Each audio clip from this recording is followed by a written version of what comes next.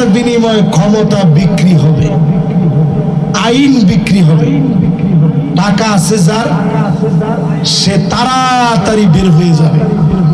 এখনো অনেক আলেম জেলখানার ভিতরে বন্দী আছে, কথা না?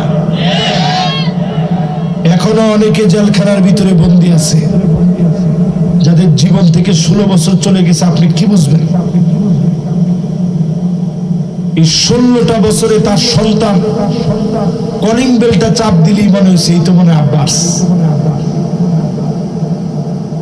মায়ের মনটা কেমন লেগেছে, স্ত্রীর মনটা কেমন লাগে। 16 বছর ধরে যারা ঘরে যেতে পারে না, কেমন করে তার মনটারে বোঝাবে? বাংলাদেশের অসংখ্য আলেম যারা ছিল, আল্লামা দেলোয়ার হোসেন সাইদী রহমাতুল্লাহ আলাইহি 50 বছর এই মাটির মধ্যে তাফসীর করলেন। কত মানুষ ওনার হাতে কালেমা পড়ে মুসলমান হয়েছে। সব সময় তিনি দিনের দাওয়াত দিন, দুইটা বিষয় তিনি বারবার বলতেন। শেষবারের মতো একটা বারের জন্য হলেও আল্লাহ আপনি জনগণের সামনে আমারে নিয়ে যায়, আপনার ঘরটার সামনে আমারে বসায় দিন। বারবার আল্লাহ রাব্বুল আলামিনের কাছে দোয়া করেছেন। মুমিনের দোয়া কোনটা কবুল হয় না এমন নাই, হালাল সব দোয়া কবুল হয়। একটা কবুল হয় মুফাজাতান, তৎক্ষণাৎ কবুল। আরেকটা কবুল হয় তাখিরান, 10 বছর 20 বছর 50 বছর পরে কবুল হতে পারে। আরেকটা দোয়া আখিরাতের জন্য রেখে দিয়েছেন।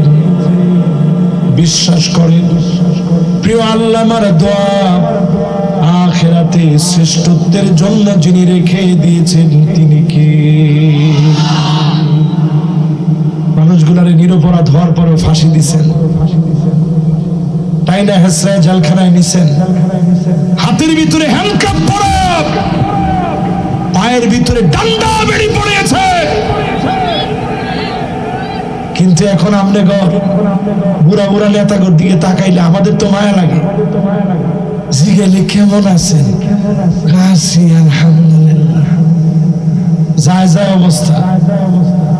একজনের 4 তলায় উঠাইতে লইছে, কি ধমক দিছে! এই ধমক তোমার কি এতদিন মনে ছিল? তুমি কত মানুষকে টানিয়েছ? হার্টের ভিতরে 5টা রিং পড়া আল্লামা সাইদীকে কত কষ্ট তোমরা দিয়েছো, ঠিক কিনা কোন? এই জন্য প্রিয় ভাইয়েরা খেয়াল করেন, টাকার বিনিময়ে আইন বিক্রি হবে। বিচারপতি মানিক কাদের মতো লোক কি অবস্থা হয়েছে দেখছেন? ভদ্রভাবে কলা পাতার মধ্যে শুয়ে রয়েছে, মাথার টুপি দিয়ে। জিজ্ঞাসা তোর নাম মানিক না? হ্যাঁ, আমার নাম মানিক। মাথার মধ্যে যখন টুপিটা পইরা টুপি ঠিক রাখতে পারতেছে, গামছাটা দিয়ে যখন টান দেয় আর জিজ্ঞে মানিক না? আমার নাম মানিক। কয়দিন আগে না কি জোর ছিল তো টকশোর ভিতরে, পরে আমি মাপ চাইছি। এই দেখেন আমি ওষুধকে আমি রোগা। সে কাপড় উঠে দেখাইতেছে যে আমার বিশাল অপারেশন হয়েছে। বিচারপতি মানিকদের মতো লোক আল্লাহ দৃষ্টান্ত বানায় দিয়েছে।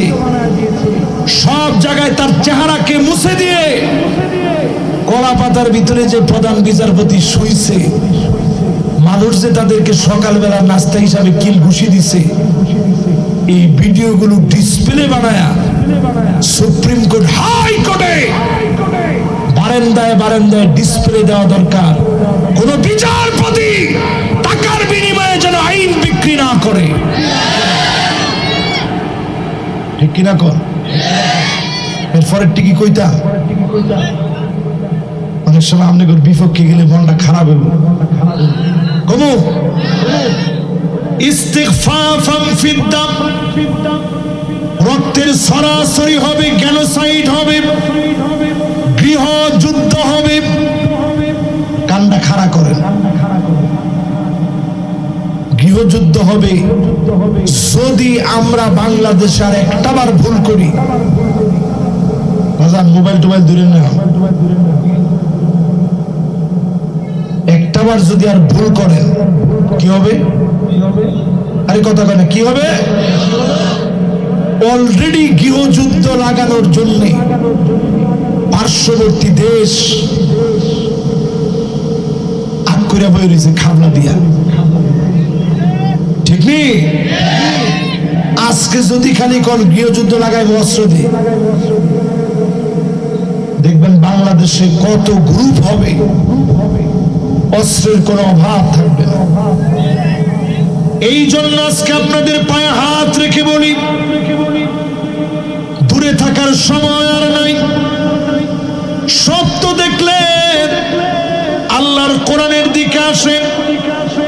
সব দলে আমি বলবো সংশোধন হন, নারী নেতৃত্ব বাদ দেন।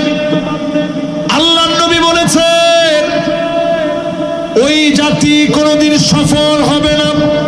ওয়াল্লাহু আমরুহুম ইমরা, যেই জাতির নেতৃত্ব নারীরা দিবে ওই জাতি সফল হবে না। সফল হতে হলে পুরুষদের নেতৃত্ব লাগবে, ঠিক কিনা বলেন? মন খারাপ করছেন?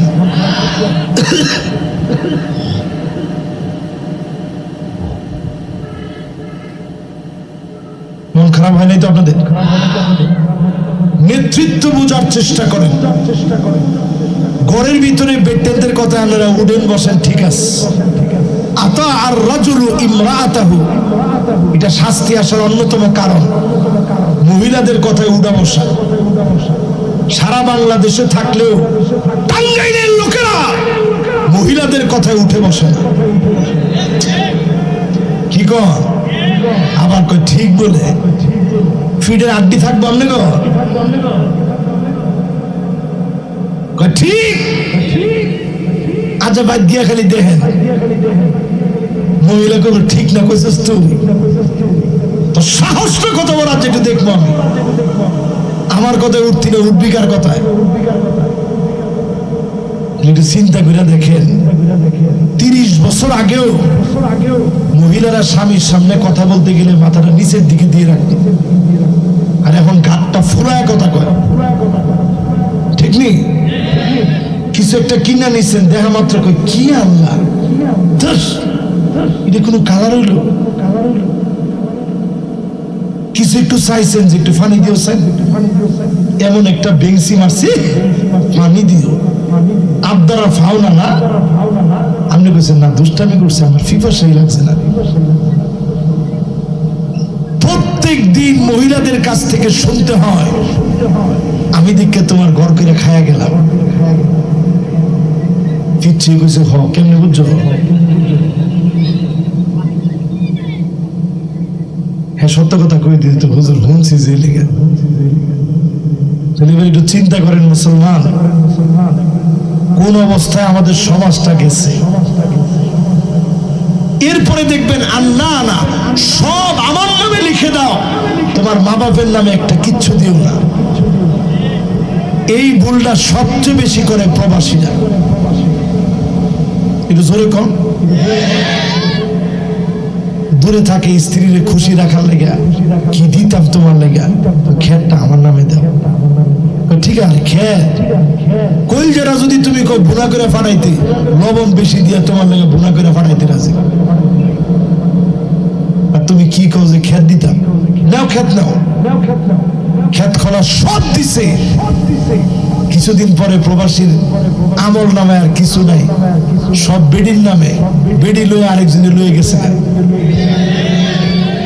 আরে কথা কয় না। এরপরে অনেক সময় প্রবাসী দিছে বাপের নামে। বাপ কি করছে? মাশাআল্লাহ আমার ছোট পুত্রের আল্লাহ যে দেওয়া দিছে হেরার কোনোদিন অভাব হইতো না, সব বাপ দিয়ে দিছে বড় পুতের নামে। ছোট পুতে কষ্ট করে কামাই করছে, দিছে বড় পুতেরে। আমনে জালেম, কদরের রাত্রি তো আমনের মাফ নাই। আরে কথা কয় না। কি আশ্চর্য কথা! এই সমাজের ভিতরে প্রবাসীরা কত বঞ্চিত আপনারা জানেন?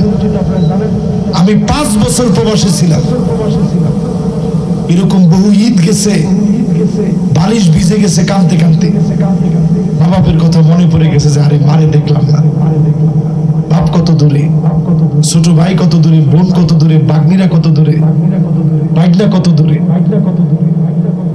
কিচ্ছু খাই নাই। মা যখন ফোন দিয়ে জিজ্ঞেসে বাজান সেমাই টেমাই খাইছো, মিশা কথাও কই নাই, হাসা কথাও কই নাই, কইছি আম্মা খাইছি, পানি তো খাইছি, খাইছি না। প্রবাসীর জীবনটা এরকম। পড়াশোনা করতে আমার 5 বছর গেছে প্রবাসী। এই জন্য বলি প্রবাসীরা নিজের জন্য কিছু করবেন, মা বাপের জন্য করবেন, ইহসান হিসেবে ফিডব্যাক আশা করবেন না। আত্মীয় স্বজনের জন্য করবেন, ফিডব্যাক আশা করবেন না।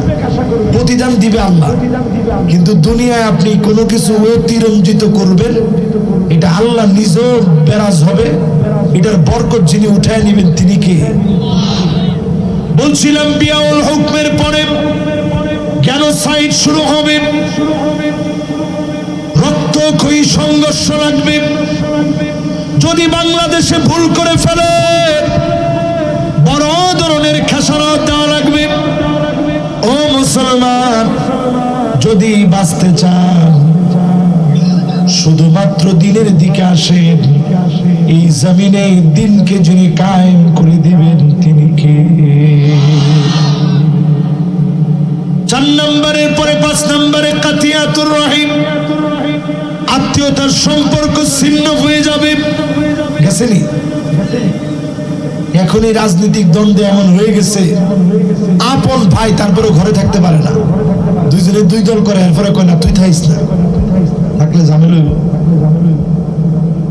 স্বাস্থ্য ভাই সম্পদটা সুযোগে চান্স পাইছে, দল করে নিয়েছে, তুই তাড়াতাড়ি দিয়ে দে, দোয়ানদারি করুন দরকার নেই, যেন ফারুজ গিয়ে ফলায় থাক। এরকম আছে না নাই? নবীজির কথার সাথে মিলে না মিলে না? কেমন যেন নবীজি দেখে দেখে বলতেছে, এরকম মনে হইতেছে না?